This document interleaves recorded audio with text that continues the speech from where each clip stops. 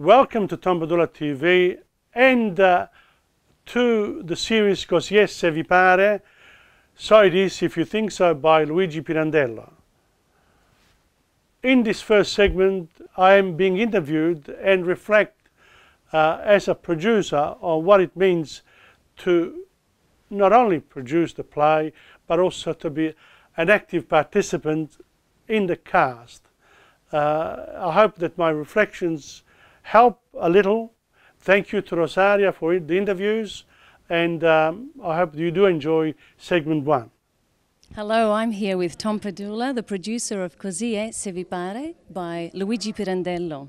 Hello Tom, well done on another wonderful production. Thank you very much, Rosaria. It's great to have you interviewing some of the cast, including the producer. I could not go without interviewing the producer behind such a wonderful play. But you must ask the right questions. Now, which ones are they? How do you manage the two roles of producer and acting? Oh, we manage hundreds of roles. It's not one, because with every role that you take on, there are different techniques. So once you establish those techniques, you just go ahead with them. But which one do you find more rewarding? All of them. I like to do a variety of things, and I find it difficult when I hear people around me that say, I want to do just this or that, because what they really want is saying, I want to do the best in one thing only. But life is not just one role, it's many roles. You juggle a few roles. I like to juggle as many as possible because that's the personal challenge.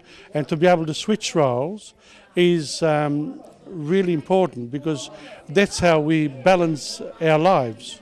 You have to be able to switch from role to role, even on a daily basis. And that's for me, it's not only a challenge, but it's almost a mission. And taking on Luigi Pirandello, that's definitely a challenge in itself.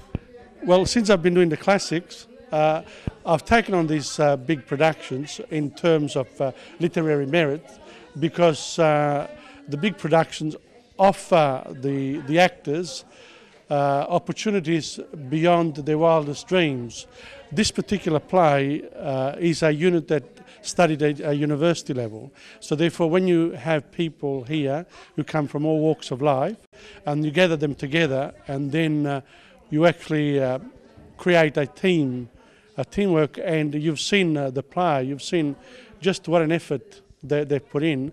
That's the reward. The reward is that you're not only doing theatre because it's of a voluntary nature, but because you want to improve yourself. And so linguistically, from a bilingual point of view, if you don't travel, really the arts and theatre is one of the only great means of keeping up this passion. Keeping the art alive for... Not only the art, but the bilingualism too. I mean, we live in Australia, therefore of Italian background. If you want to be a true Italo-Australian, and you are of second and third generation, your parents might be able to leave your house, they won't be able to leave you the language unless you make an effort. So you have to go and learn the language, which we had a lot of students here tonight actually learning Italian as a second language, and they were following the surtitles as well as getting what they could out of the play. And the surtitles, we've said this before, the surtitles is only a help in the theatre to keep, we're telling a story. The story is being told by, in this case, 15 people on stage. So this story has to be understood. But once you get into the story, after a while, you don't need the surtitles. You find that you actually understand what's going on. And I think we succeed because of it. And how long do the actors rehearse before the play goes on? In this particular case, we've rehearsed since January, but the rehearsal time is over a long period of time, because it takes quite a while initially to get the whole group together. Yes. And then you always have one or two people who leave because of other problems they might have in their lives. Therefore, you have to make adjustments. So the nature of amateur theatre, it's what it is. Everyone says, professional. Professional is when you get paid. But here you get paid because you are doing something you really truly love, and you are improving your own personal skills. Therefore, when jobs do occur, then what happens, the industry, the media industry, looks at groups like this and picks out the best, or the people they think they would like to use in a film or telemovie. And this happened a lot with our group within the Italian Drama Company. So over the last 5 years we've seen quite a number of our actors being chosen by managers and film directors to appear. So there are opportunities, but they're not immediate. They're not obviously immediate. So each person who comes to our company initially starts off with, I'm going to improve my Italian, I want to participate socially, I'm meeting other people, we do a group work. But then each artist is responsible for their own future in the sense that they must look for opportunities. The producer, on the other hand, that's us, Nella and myself, what we try to do is say, okay, let's start somewhere. Where you finish, it's up to you. So you give them that opportunity, and then where it goes, it's entirely up to them. That's all I can do, because otherwise you would need an incredible amount of funding to be able to stage something like this. And really the state, in all fairness to state governments, and really they don't have the money to support 800 plus theatre companies in Australia, amateur theatre companies.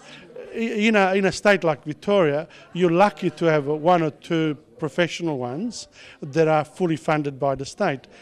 And it's always been the case historically. The King, the Mecenati, they used to fund just a theatre company. So it was a privilege to be in that particular venue, if you like, where you were paid professionally. But it doesn't last, even there.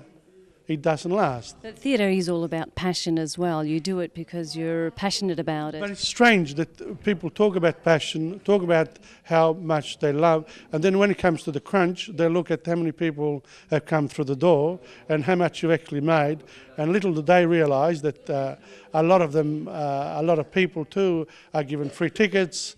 A lot of people are friends. You can't really charge full amount. They're students. This is a small theatre, a lot of people. It's not economically viable. But your shows, Tom, run over how many weeks do you normally have shows running? We manage, our season is 2 weeks, 10 performances. Within this time we generally recoup our costs. There's very little that you can give. You can thank people. You can thank people basically with a gift or whatever, but really there isn't all that much unless you go really big in a large hall where you get 1,000 people. But even then there are other costs involved. So really, when people think about amateur theatre, they should think about the opportunities of developing skills that they need to keep within themselves as actors, and then look for work, paid work. And when that is the case, the producer has to understand that particular person has come to an end. So you have to moved on. So it's like a step in. They must go. The producers, the organisers must stay, but the artists must learn to go in, experience, and go, and keep themselves fresh and developing always new skills. Stay tuned for the next segment.